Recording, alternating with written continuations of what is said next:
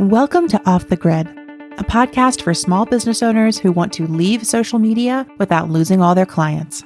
Let's go off the grid. Okay. Let's go off the grid. Okay. I know that you really want to put your phone away. Yeah. Let's go off the grid. Hi there, and welcome to Off the Grid, a podcast about sharing your work online without relying on social media. I am your host, Amelia Fruby, and last week I published my new book, Your Attention is Sacred, Except on Social Media. I wanted to start today by saying a huge thank you to everyone who has ordered the book, purchased a bundle, and otherwise supported my work in the past week. I am so grateful for everyone who is on the wait list and bought early, for those of you who have already gotten your orders in, and I wanted to share that thanks to you, the costs of the book are almost covered. We've covered the printing costs, still got some shipping and designing and other extraneous things to work through, but as a self-published author, it feels so huge to know that the costs I've already incurred are being covered basically by the first week of the launch. So if you want to push us over the edge and get those final costs covered, please consider buying a book today. This book is for you if you are sick of liking, commenting, subscribing, or scrolling. If you used to love social media but are not having fun there anymore, if you've been off social media for a long time, but you're still noticing that you are pulled to your phone, that your attention feels distracted, this book can help you with that. It is a philosophical and spiritual manifesto, and inside there are 3 chapters, one on the attention economy and everything that I think is wrong with it, another on algorithms, what they actually do, and why the social media ones are so problematic. And the 3rd chapter is all about how to transition from an attention economy to an attentive ecology. And I share 5 principles for cultivating your attention like a garden. So folks have started getting their early orders already, and I'm getting such kind, wonderful emails from people who are reading and reflecting and implementing the ideas in the book. And I'm so grateful for those. And I hope that you, if you're listening to this, will join those people and get a copy today. Just head to yourattentionissacred.com or the link in the show notes to learn more about the book, find out about all the different purchasing options, and get your own copy. And of course, I'd be remiss if I didn't mention that folks who buy a book bundle get to come to the very first Off the Grid retreat experience, which is happening virtually on November 5th, 6th, and 7th. I'm going to be teaching some new classes there, including a workshop on how to feel better on the internet and one on the keys to making your work resonate. I will also be having a conversation with my dear friend, Taylor Elise Morrison, about how to craft softer visions for success, which honestly is a reminder that I have needed throughout this book launch process. So if you want to come to that retreat, the only way to join us is to buy a book bundle. And once again, you can find all the details on that at yourattentionissacred.com or the link in the show notes. Okay, now that I have invited you, perhaps even enticed you to get a copy of my book, let me tell you about today's episode and our amazing guest. Nicole Cloutier is a copywriter and email strategist who's been in the game for over 12 years. She's the founder of Copy Poetics, where she helps creative business owners make money doing what they love. Her work spans done-for-you copywriting, co-creation projects, and AI-assisted tools. She's also the creator of Open Loop, which makes writing pre-launch emails a whole lot less exhausting and way more effective. Nicole has been on the podcast before. We did a great episode on sales pages last year that you're definitely going to want to check out.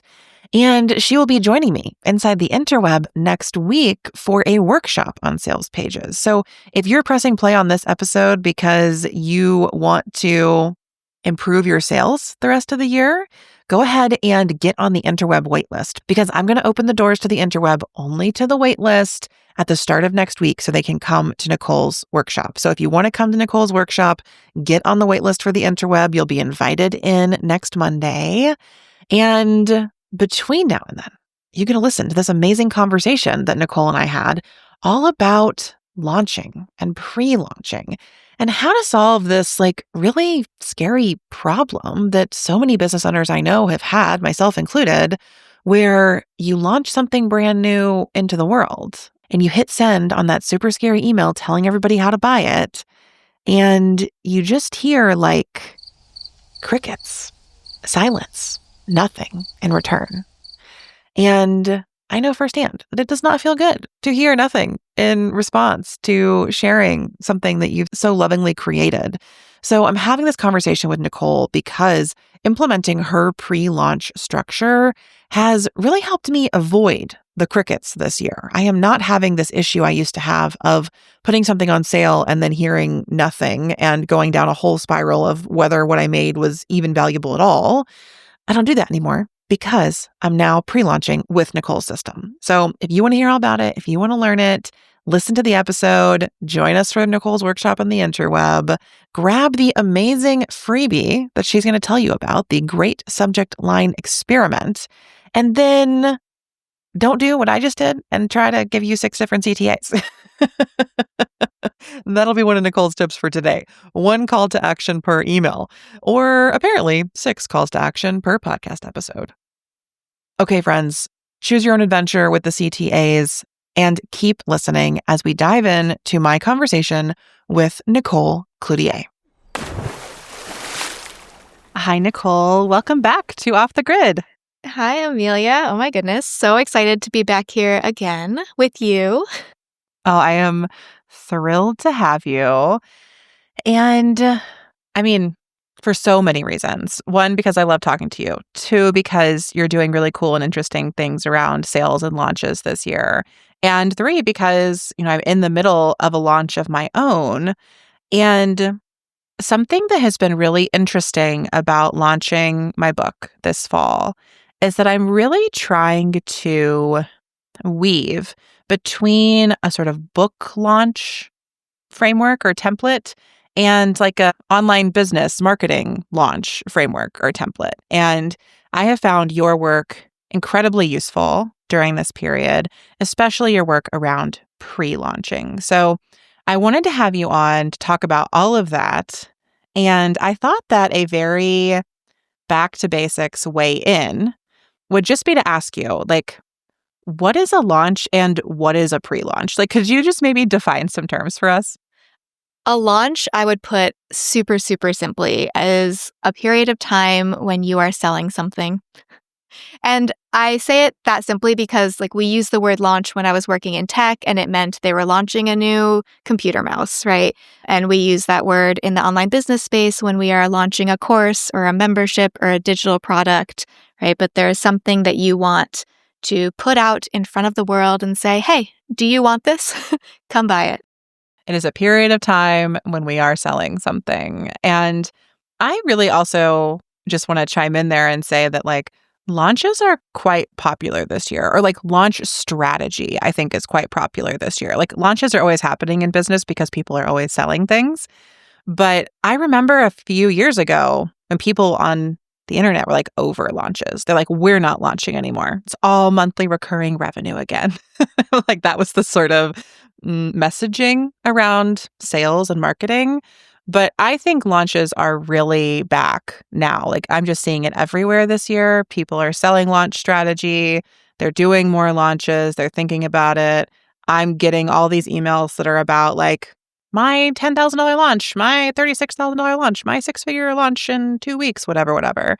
So maybe for folks tuning in, you've been seeing those as well. And you're intrigued, how do I launch? And how do I do it well? So, okay, if a launch is just a period when something's on sale, what is a pre-launch? Well, what I like to say is that if you're not launching, you're pre-launching. Oh. Yes. So, and obviously you can get more detailed about it, but knowing when you plan on launching something, like if I know that I'm going to launch a product in November, and then I say, okay, it's September, so I want all of my emails, all of my social media, if I use social media, which I don't, right? I want all of my messaging leading up to that launch to be about the topic or the thing that I know that I'm going to be selling. And the reason is it establishes you as an expert in the thing that you're going to be selling. So people start to be like, oh, like Nicole's talking a lot about this. She knows a lot about it, right? So it establishes you as a trusted person in the space because you're talking about it. And I know we'll get deeper into the framework later, so I won't get too much into that now, but I think there are also like some ways that you can engage with your audience that just prepare them to be ready to buy the thing that you're going to be selling. Okay, so launching is the period before a launch, or no, so pre-launching is the period before a launch, but also maybe like that means it's any time we're not launching, we're leading up to a launch. And maybe we're leading up to a launch years from now, or maybe we're leading up to a launch months or weeks from now. Do you have like a maybe more focused period of time where you're like, this is when I'm really in like the strategic content creation and sharing part of the pre-launch? For me, it's usually about 3 weeks ahead of a launch, but I think it depends a lot on the type of your business you're running, as far as like how many products you have, right? Like I am working with someone now who sells art, like she sells prints, right? So it's different because she's always going to be selling something different. She'll often have like new collections. So it looks different for her than it would look for someone who sells the same course every quarter, right? Because then they are really always pre-launching and always pre-launching for the same thing. Whereas someone whose business has more varied types of products, their pre-launches will change depending on whatever they're going to be selling in the future. So that also changes the duration, just depending on how often you're launching. Yeah, that makes a lot of sense. And I think that part of what is fun and challenging to talk about when we talk about launching and pre-launching is it can be very simple and it can also be like very galaxy brain complex because it does depend so much on what type of business you have, how many products or services you have.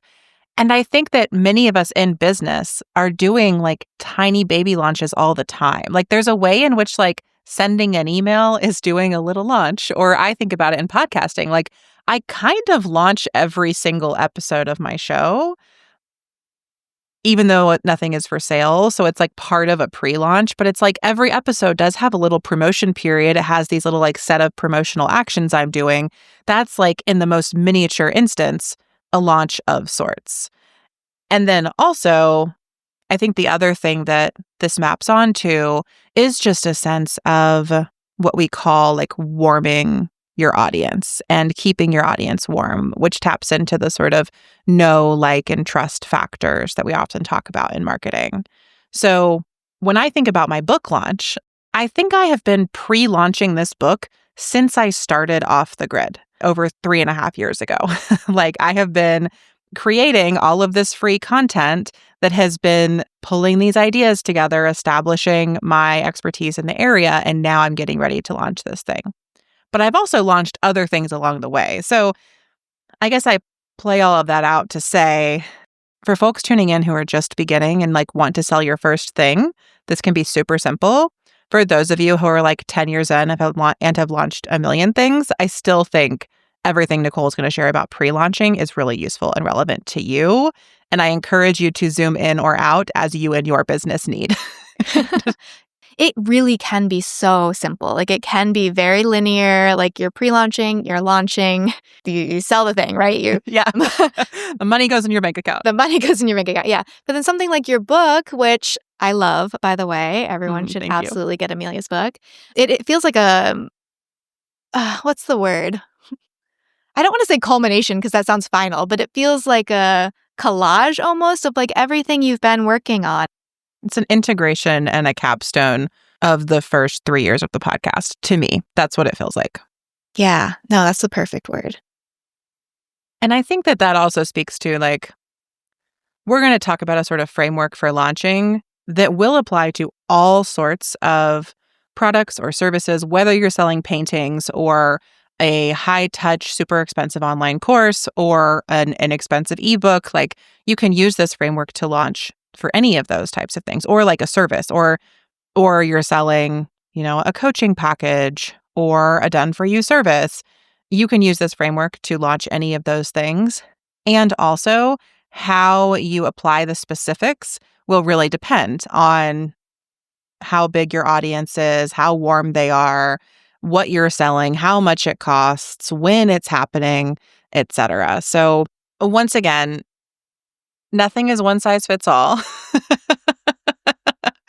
But I love a good framework that can guide me through so many different things. So, Nicole, I guess one more question I have about pre-launching and launching is, how do you pre-launch if you don't know your launch date? Because I had to start pre-launching my book before I knew exactly what day it was going to go on sale, because I didn't have the books yet. They weren't printed yet.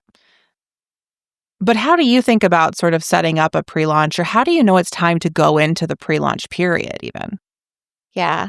I think having an idea of the date is good, right? Like that feels important. Of having it doesn't have to be exact, right? Like if I know I'm pre-launching something, that doesn't mean that I'm definitely launching on October 7th, right? It means, because here's a secret. I think I've always pushed my launches off. I always have a date in mind, and I always end up delaying it like 1 or 2 weeks. So there's that. But I think you have to have an idea of when you want to launch, like a 2-month. Let's give it some loose guidelines. Like, say you're going to launch in October or November. And you also have to have an idea of what it is, kind of, right? And when I say that, what I think you really need to know is the problem that you're going to be solving and who you're going to be solving it for, and what you want that outcome to be for that person that you're solving the problem for. So if you know those 3 things, you can actually use a pre-launch to figure out the rest, figure out the details. So a pre-launch can be really valuable for starting conversations with your ideal audience, like with your list, right? So if you are sending emails to your list and you're like, I kind of want to build something for them. Maybe you don't even know what the problem is, but you want to build something for them, and you just start asking them questions about like, hey, can you tell me in detail, like, what this is looking like for you right now? Like, what are you struggling with? And like using your pre-launch to answer those questions, that'll actually help you narrow in on what you're even building in the first place. So in a way, that's almost like a pre-launch, but I do think it's really, really important to start those conversations. Yeah, I'm glad you're bringing this up, because I think that so often, especially coming out of social media where we're taught to build an audience first, right? It's like start sharing, start posting, get followers. And maybe you've extracted yourself from that, dear listener, but you moved your people onto an email list, and now you're just sending these emails. And I was this person for a long time. I was like, I'm just sending emails because I want to. I have some things to say, but I didn't have an end goal in mind. I didn't know what I was selling. I just had my little tiny letter list and would write sort of when the muse struck me. And then over time, as I wanted to build a class, or I was like, I think I want to do a workshop, maybe sort of around this, that's when I moved into more of that question asking mode. So I do think there is a stage, before a list or an audience is even a business, where you are just getting to know people. Because I would agree, I think the sign of that we've really moved into the pre-launch is that you have clarity on what the problem is, like who are your people and what are their problems, and which problem are you trying to solve with whatever you're going to sell next. I think that triangulation is important.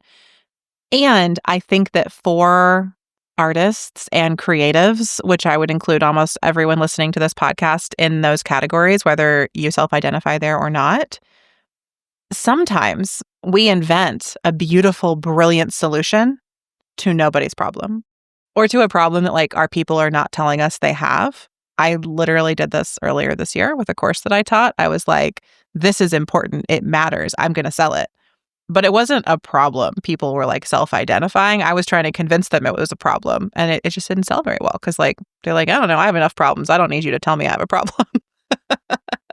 So I share all of that to help listeners continue to orient in, are you still in the phase of even figuring out who your people are and what their problems are?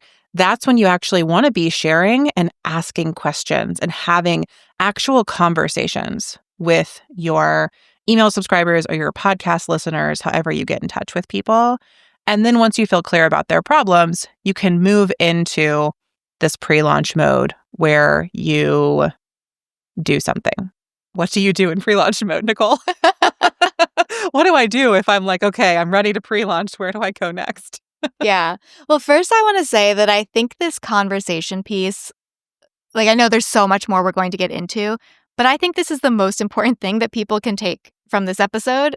When I actually started getting like conversations going from my email list, it made a huge difference in the sales part of it, in the launch, right? Like the people who reply to my emails, the people who ask me questions, like those are the people that bought, like the first people that bought for anything. And I've launched this way with services. I've launched this way with digital products and courses. Like the people who reply are the ones who buy. And I'm not using those conversations to sell. I think I want to make that clear. Like if someone replies to a pre-launch email, usually it's because they're saying like, wow, the way you just described that is exactly my lived reality, which is not an accident like that. That's why I love voice of customer research, which a pre-launch also is. You're getting that like voice of customer, right? You're getting the exact way that your person talks about the thing they're struggling with and the thing they want.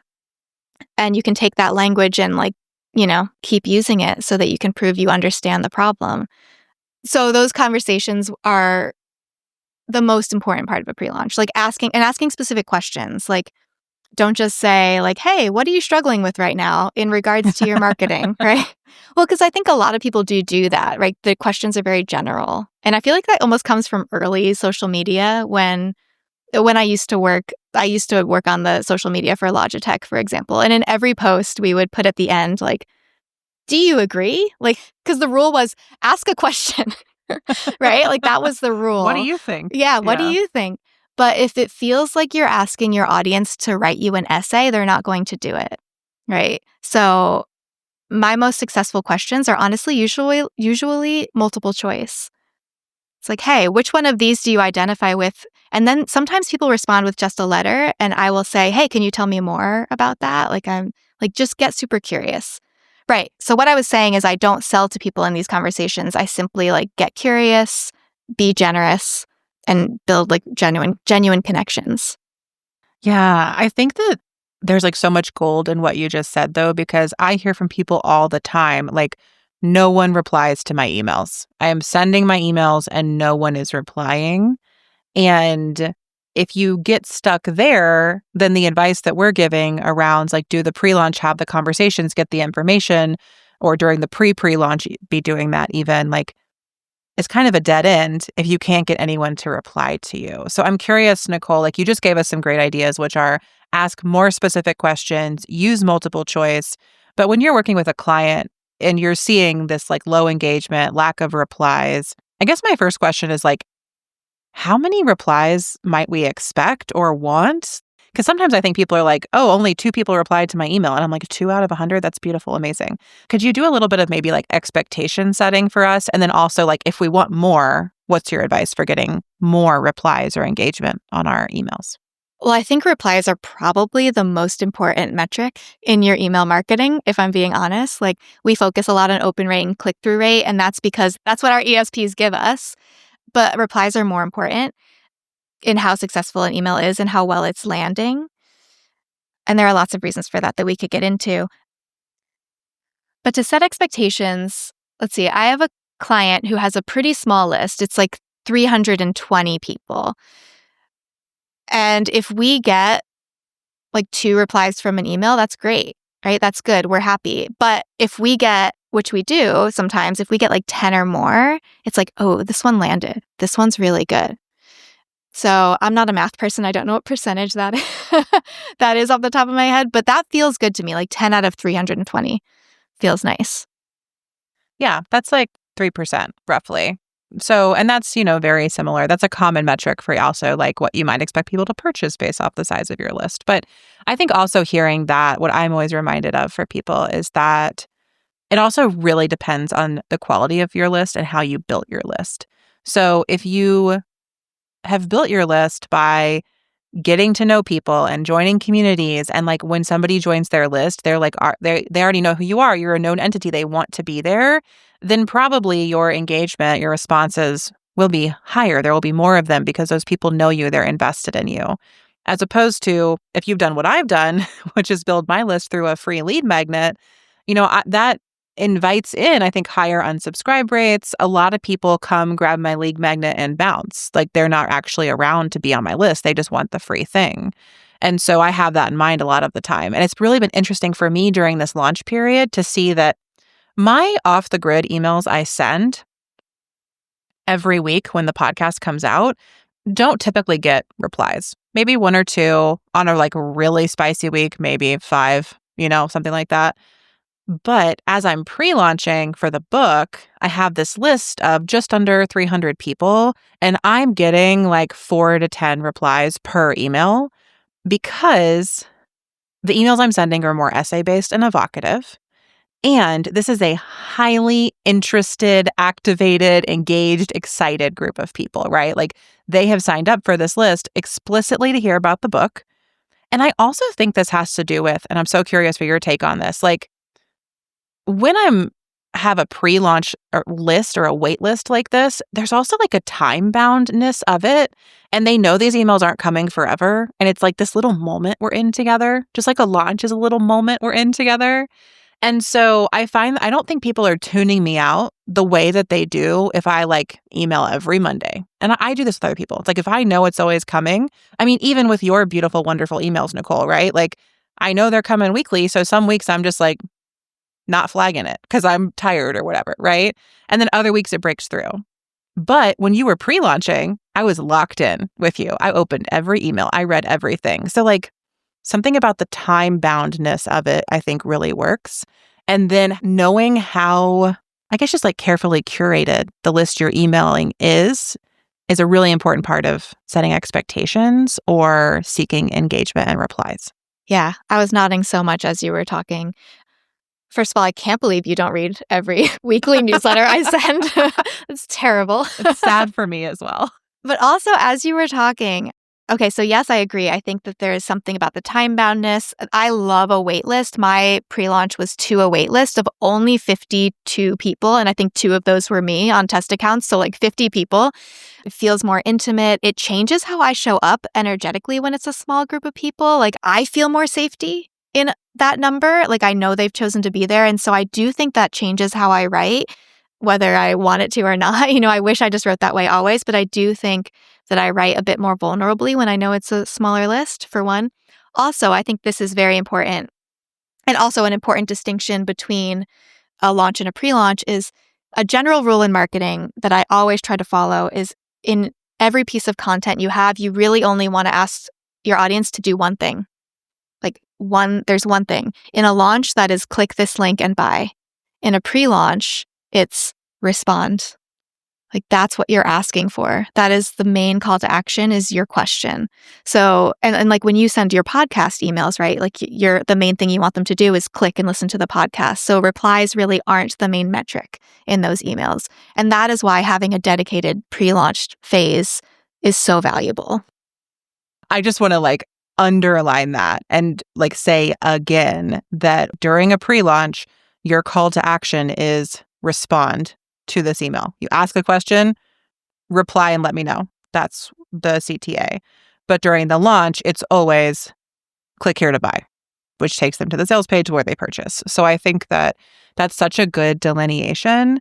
And it also helps me start to build out the sort of pre-launch as well, because what I'm starting to see, and hopefully listeners are following along with, is maybe you have an email list where you do send a weekly newsletter or you write whenever the muse strikes you like I used to. You can have a variety of CTAs and emails like that. Some you may ask people to reply, some you may be sending them to an event you're hosting, some you may be doing other things. There's a way that you are, again, just communicating to people what you're about, what you know, what you do. But when you move into that pre-launch mode, you're really trying to understand with such clarity what is this problem you're focusing on, and also some other things like how have they already tried to solve it? Have they made a purchase around this before? Is there something that's already on their mind? Is there a big blocker or objection to why they've never tried or wanted to solve this problem in the past? All of these sort of related questions, and asking those and getting people to respond so that you can then, as you continue writing, start to answer those questions and resolve those objections. Like, it all kind of becomes like circular. It all weaves back in. So I love that I'm starting to get a sense of like pre-launch general content creation, pre-launch we are asking questions and really courting those replies, launch we are selling. The other piece I wanted to just point back to that we kind of both brought up implicitly, but I want to make explicit, is that I think for both of us, during the pre-launch and the pre-launch, we are getting people on a wait list. Like, we are actually pre-launching mostly to the wait list, and I think launching exclusively to the wait list. So could you share a little bit about how you think of a wait list and how it plays into this strategy? Yeah. And I am of the mind that you don't have to launch only to a wait list. In my second launch of a product, usually I don't. Like, I launch to my whole list. But there's something about a wait list that for me, and this is me as a 12th house sun, me as someone who's like quite, shy really in real life, it creates a sense of safety for me, the wait list. So that's like my personal, like just what I prefer. But strategically, you're getting lots of yeses in preparation for the big yes, right? So they're saying yes to being on the wait list. They're saying yes to staying on the wait list, because when I send a pre-launch to a wait list, I give them an opt-out in every one of those pre-launch emails. So I'm constantly presenting them with decisions that I think it feels ethical for one, but it also does strategically work because you're just constantly getting buy-in at every stage.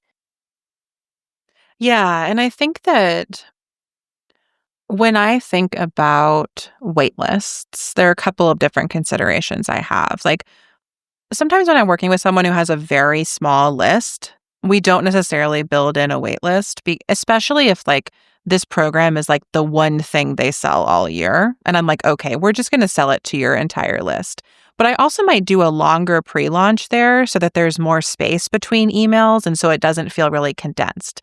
So I'm thinking about list size, and I'm thinking about frequency of email, and the sort of like, if you're somebody who sends one email a month and then you go into a pre-launch with your whole list and you're sending them 5 emails a week, people are going to notice. It's going to feel weird. I'm sure many of us have experienced that, right?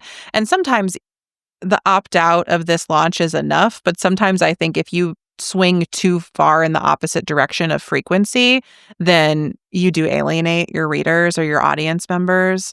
And I don't think there's a magical, like, this many emails per week or this long of a pre-launch and launch. As we've already said, there's a lot of flexibility here.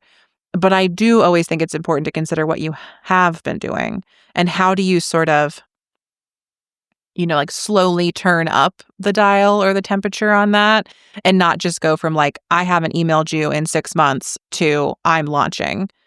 And the pre-launch goes in between those. But sometimes even I notice, like, do you ever feel this way where you're like, I haven't heard from someone in forever. I get the email and I'm like, they're going to be launching within 2 weeks because that's the only reason they're emailing me. And it's okay, but it doesn't always feel good if that goodwill has not been built along the way.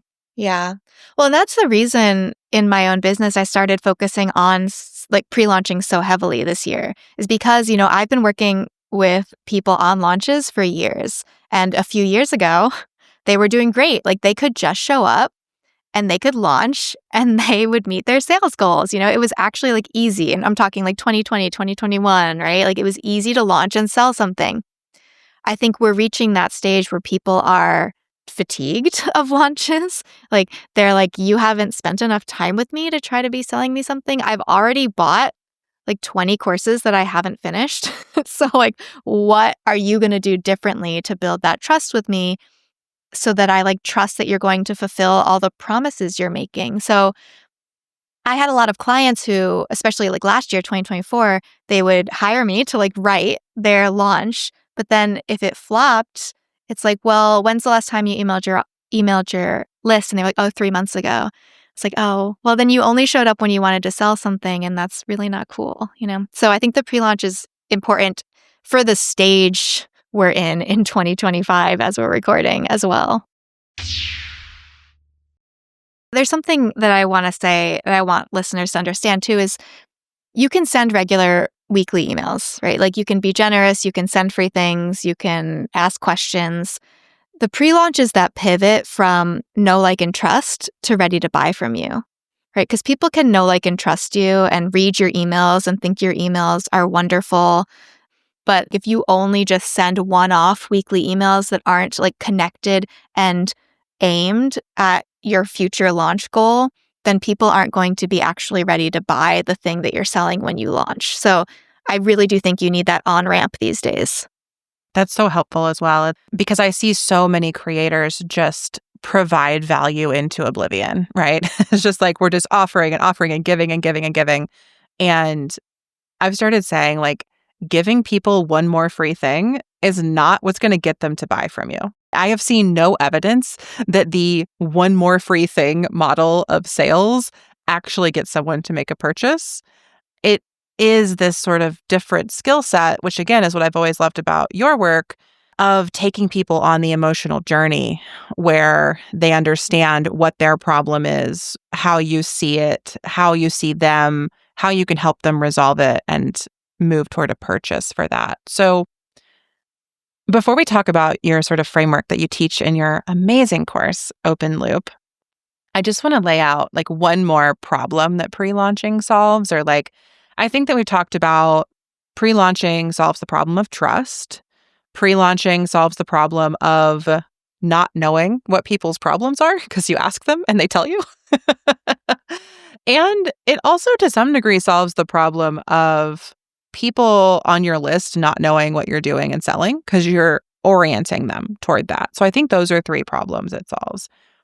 I also think pre-launching solves this problem that is actually what I like named this episode after, which is this experience many people have had or fear that when they launch something, there's just going to be like crickets, like nothing. It's like I send the email launching my new beautiful thing and nobody replies and nobody buys.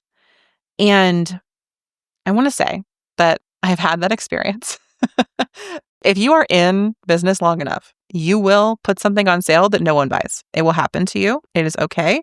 We can hold each other through it. You can come hang out in the interweb Slack and tell us about it, and we will cheer you on anyway. And I think that pre-launching solves this problem because if you are pre-launching and getting crickets, something is wrong and you maybe should not launch. Like I think pre-launching is the period where you open those feedback loops. It's why you're part of the reason your course is called Open Loop, because you're asking questions, you're inviting in that engagement. And I'm not saying that doing the pre-launch will guarantee that your launch works or sells or doesn't get crickets. But again, if you're doing that pre-launch and not a single person replies to any of your emails, then I would recommend pausing and assessing what might be happening with your list. Like maybe these people came through a channel where they're just actually not that invested in you specifically, and you really need to like work on getting more interested people on your list. Maybe you've identified a problem that they don't really think they have. Maybe your messaging around it just isn't landing for them. Like there are so many places we could look at that. And I think often when people launch to crickets, what they tell me is that the product was the problem. But I find more often it's actually the communication, the messaging, and the problem. Like, it's not the product that's the problem, it's the problem that's the problem. Like, the problem and solution you've identified does not match the group of people you have sold it to. That's often like the common denominator on something that doesn't sell when I'm working with a client on this. And you can figure that out in pre-launching. And then if your pre-launch is going well, I have yet to see a pre-launch go well and then sell nothing. May not sell as much as you want, may not hit your wildest dreams and sales goals, but I haven't seen it happen where your pre-launch is like everybody's replying and excited and it's working and they're on board and then it goes on sale and you sell nothing. How's that landing with you, Nicole? Like, do you think that's a problem that pre-launching can help solve? Yes, 100%. I also just want to say for listeners that I have launched things and sold nothing. So 100%, it's a part of business.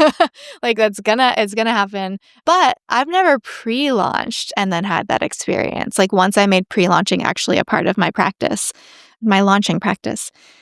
So yes, and we can talk about open loop and how I pre-launched that because I think it's a good example. But I didn't fully have the course itself finished during my pre-launch. So I knew the problem I was solving, right? It was that launching isn't doing as well as it did a few years ago, right? People are having problems with it. I believed I had the solution, which was having a pre-launch as part of your launch, which I knew a lot of people were not doing. And I knew that my audience is solopreneurs, right? Like people running businesses almost entirely on their own. So I knew those three things. And then I had like I had my frameworks. Like when I say I didn't have anything built, like I knew what I was building, but I hadn't like recorded all the videos and made all of the materials, right? Like I hadn't put all that work in yet. And then in the pre-launch, the answers that people gave me to some of those emails informed my scripts for the videos I ended up recording. Like it made sure that what I provided was actually what people needed. So I think that kind of answers what you're saying, right? In that like I was able to create a product based on what I was actually hearing from people. And if no one responded to those pre-launch emails, I don't know if I would have actually gone through and like built the thing and launched the thing. Like I knew what I was building because of the responses I was getting. And when someone responded and said, "Oh my goodness, that is exactly my experience, that pain you just described," I was like, "Oh, yes, okay, I'm onto something here." Yeah, I think that this is where we get back to that point where it's like, as you build your skills with email marketing and launching, you really learn like how to ask questions that inform the product you're creating while simultaneously informing the launch emails you're going to send to actually sell that. Like you really learn to sort of loop and re-loop and circle back again, this like open loop theme, but you start to build it all in. And I also just want to like throw back to my folks who are like, that's way too much for me. Where do I begin, Nicole and Amelia? And I want to share an example from my own business because I am not an expert pre-launcher. This is relatively new to me. But after I took Open Loop, I implemented a one email pre-launch to my next interweb waitlist sale. I have this sort of method for opening the doors to the interweb where like every 6-ish weeks, I would send a couple emails to folks on the waitlist and say like, you can come in this week. Here's something we're doing next week. Here's what's coming up for the fall. Here's some feelings about why you should come in before doors close today. Like that was sort of a sequence I had been doing and working relatively well for me.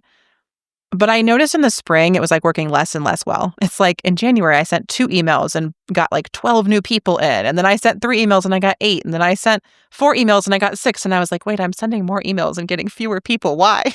I think it was attention stuff and other stuff going on. But when I did it this summer, the Friday before I opened the cart, I sent a pre-launch email because OpenLoop told me to. And I said something like, thanks for being on the wait list. On Monday morning, I'm going to send you an email that invites you in and gives you a discount code that's only good on Monday. If you don't want to get it, leave the wait list here. And if you do want to join, keep an eye on your inbox. And I increased my first day sales. I did like 300% more people who joined on day 1. And I think that was the difference between like 9 and 3 for more specific numbers. But like the increase was amazing for one email. A single pre-launch email. I didn't ask a single question. I didn't follow any of the instructions. But I sent one email to a wait list that has just been like kind of building and growing whenever I talk about it on the podcast. So I share that to say there is an art of pre-launching. And for our more like advanced marketers, we're here to like really try to solve a bunch of your launch problems by inviting you to start pre-launching. But if you're just getting started, if you're like, that's too much, and you're like, I send my weekly newsletter, but I can't do anymore, maybe just add in one email that's like, this thing's going to go on sale next week. And I just found it worked such wonders for me. I'm so glad you shared that. That's amazing. And yes, it's In Open Loop, there are 12 emails as part of the system, right? But that email, that last email, is the one that I say, this is the only one you can't skip. You can skip all of the others, like in your first pre-launch especially. The one you sent is the one that's like, you must send this. You must let people know what's happening tomorrow so that they can be prepared for it. And it's similar to people opting into the wait list, which is great, right? It's like you're giving them a moment of like, and I love that you gave them an out, right? That you said like, hey, if you don't want it, click this button. You gave them a moment of decision. And once people say like, yes, then when it comes, they're like, oh yeah, yes, my feeling towards this is yes. And it'll make your launch way more successful. Yeah. But yeah, a pre-launch can be done with one email. It can be done with 3 emails. I always talk about this 12 email, like 3-week long, or you could do it 3-month long, but you can do a pre-launch that's like 1 email or 2 emails or 3 emails, and it will help your launch do better. Absolutely. Minimum viable whenever we can. Yeah, I mean, it's 2025. Sometimes all we have in us is 1 email. Yeah, exactly, which is totally fine. We don't have to do these things perfectly.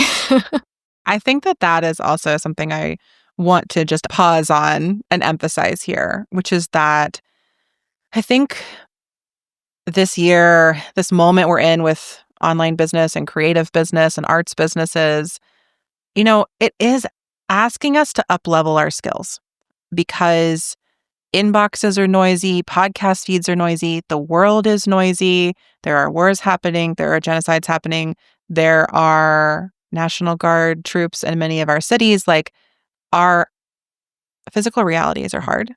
Our internet realities are hard. And many of us are also trying to sell.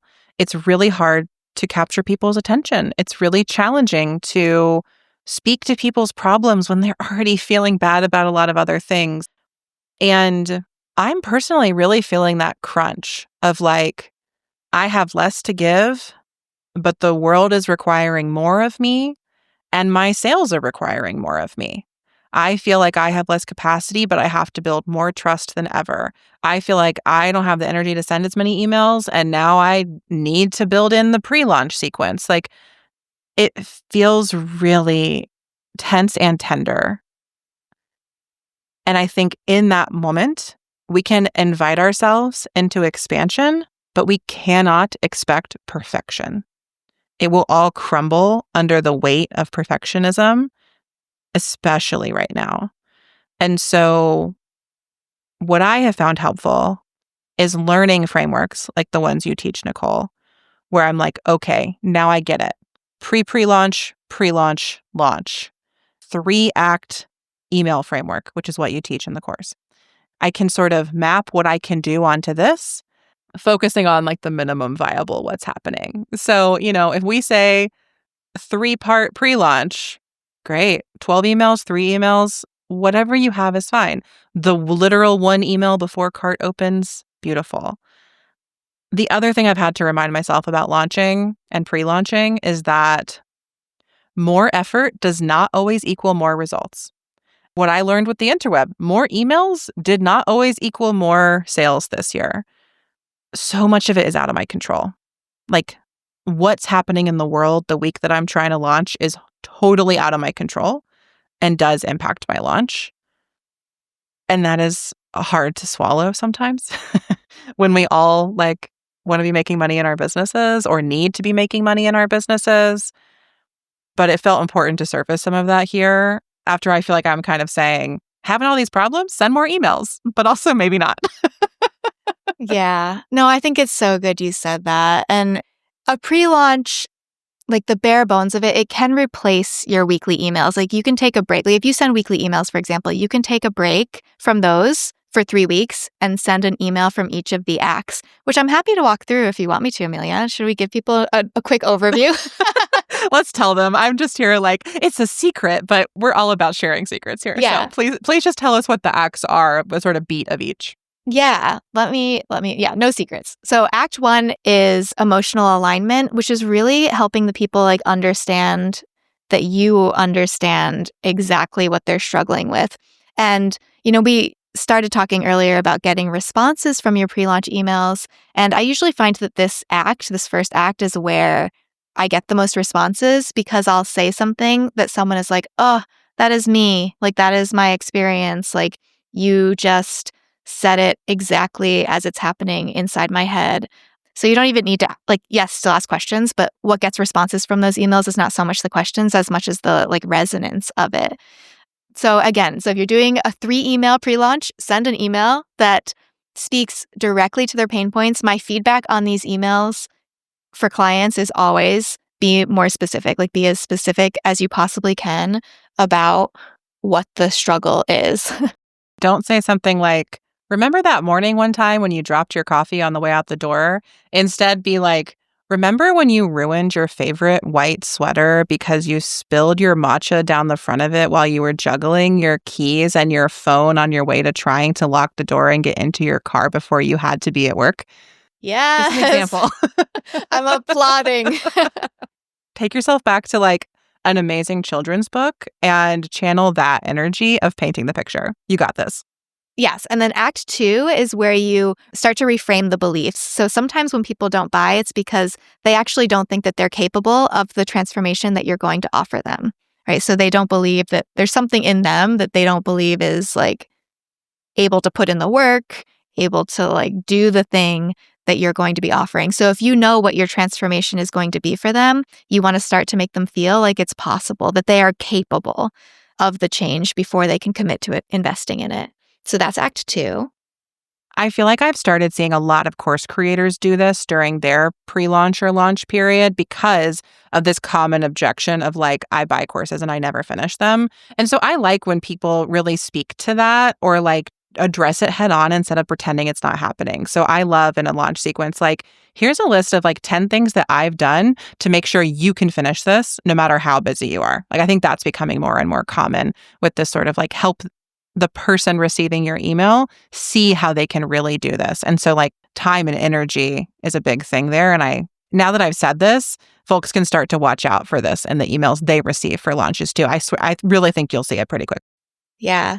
Well, and also we can get pretty mean to ourselves about not finishing things, right? Like we can be like, I'm not the kind of person that finishes things I start. I'm not the kind of person that finishes courses. And so like getting down to that identity of like, yeah, you are, like you totally can be, you're capable of this, I think is important too. And like an identity level.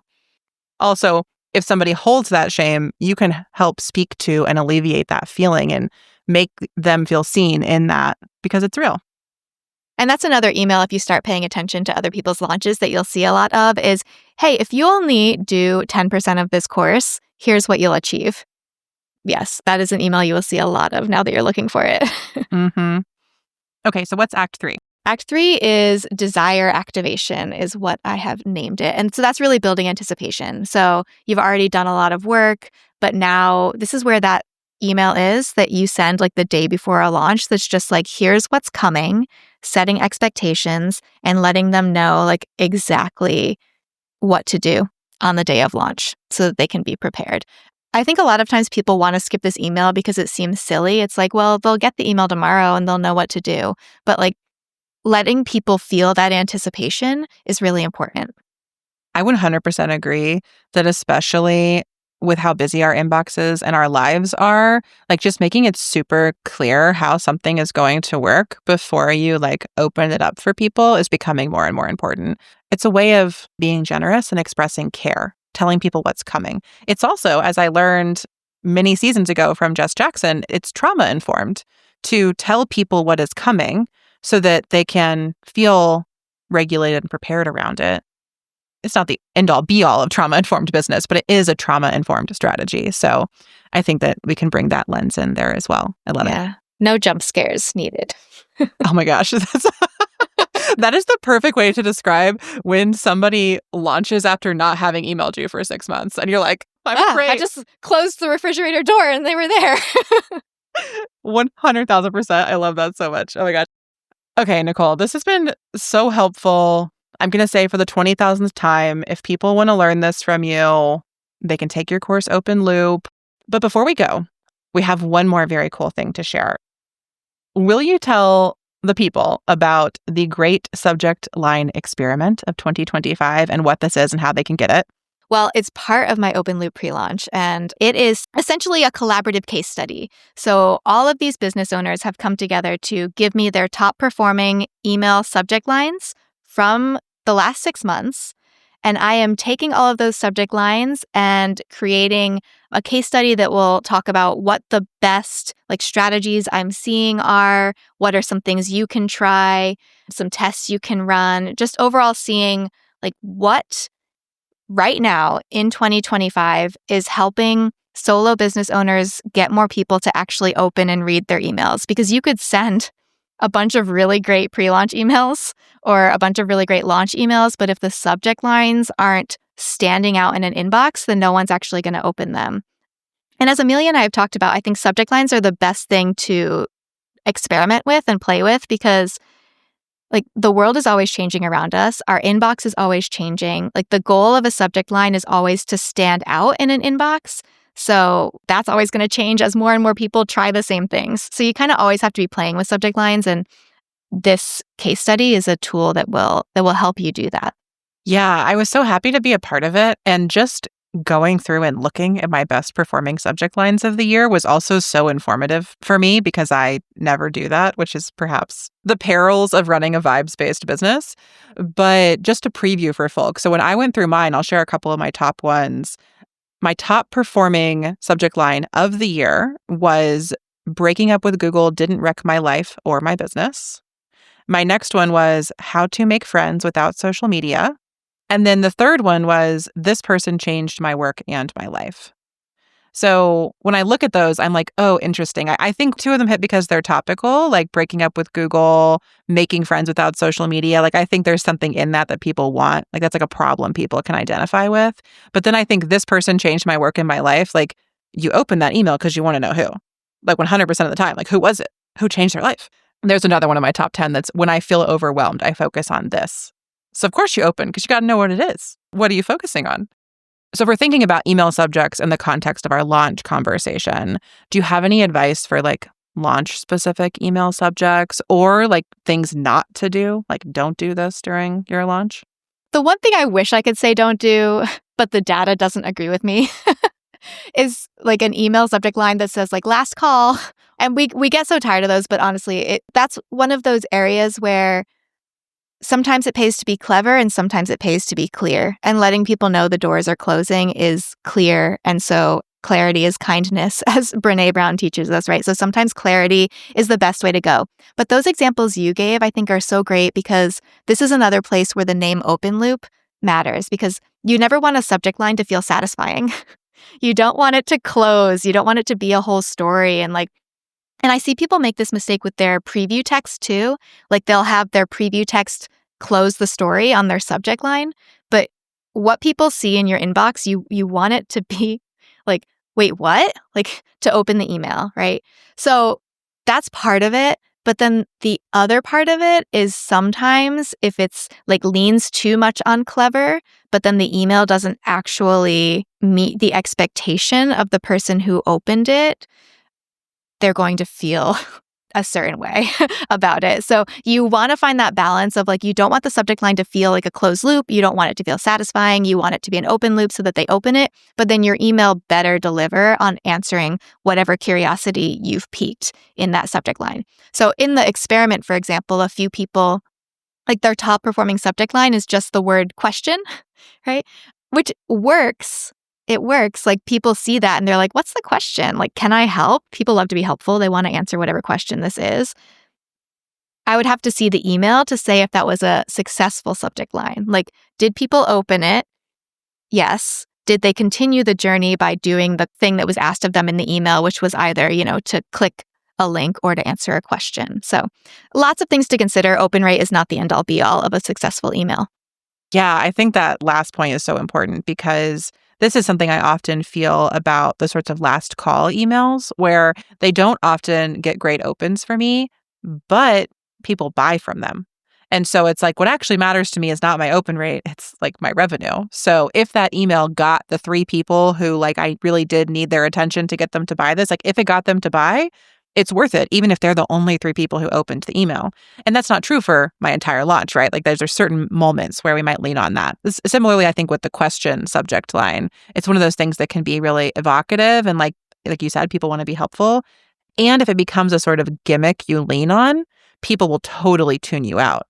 So this is also where I think you said to me before, like the most important things about subject lines is to be experimental and to be doing something different. That's the way that you get people interested. That's the way that they notice you and they want to open it. It's how you open that loop for them. So my best advice would be like, don't just mimic what you see everyone else doing. Also, for what it's worth, sometimes I will write a subject line in my head and construct an entire email just around like the strength of that hook. Or I'll write a whole email and then I'll write a subject line and be like, well, I don't know if the email really answers this, so let me add a PS with like 3 sentences that does. So for the person who was like, that's what I wanted, it's there, even if the email is a little bit tangential. So I think that works better than a boring or gimmicky or repetitive subject line. So you might get the great subject line experiment of 2025 just to not do anything in there. Yeah, create your own riffs on it at the very least. This is not like a copy-paste document. And where exactly can people go to get it? It will be linked in the show notes, but what link should we also send them to? It's at copypoetics.com/subject line experiment. Gorgeous. I love it. Okay. Well, thank you so much, Nicole, for coming on and sharing so much about launches with us. I want to remind listeners that they got to go get the great subject line experiment. Like truly, if you've listened to this whole episode, you also want that. So go grab it. It's totally free. By grabbing that, you will also end up in the open loop pre-launch so you can learn more about Nicole's course. You can see if it's the right fit for you, if it solves some of your problems this fall. And then also for all of my interweb members out there, Nicole is teaching a class for us this month on sales pages and how to make your sales pages more clear, clever, and magical. So we're really going to amp up that sales language because on the other side of all your pre-launch emails is a sales page that also has some work to do. So if you really want the full Nicole Copy Poetics treatment, get the freebie, join the course, come hang out with us in the interweb, and I think your sales will be all the better for it. So thank you so much, Nicole, for joining me on the podcast again. It's always a pleasure, and I learn so much every time we talk. And thank you, listeners, for tuning into this episode. I hope that I get to see you in one of these places or at my book launch retreat. So many fun ways to hang out this fall. And until then, we will see you off the grid. Thanks for listening to Off the Grid. Don't forget to grab your free Leaving Social Media toolkit at offthegrid.fun/toolkit. This podcast is a Softer Sounds production. Our music is by Melissa Caitlin Carter of Making Audio Magic, and our logo is by Natelier Studio. I'm your host, Amelia Ruby, and until next time, I'll see you off the grid and on the interweb. Let's go off the grid. Okay. Let's go off the grid. Okay. I know that you really want to put your phone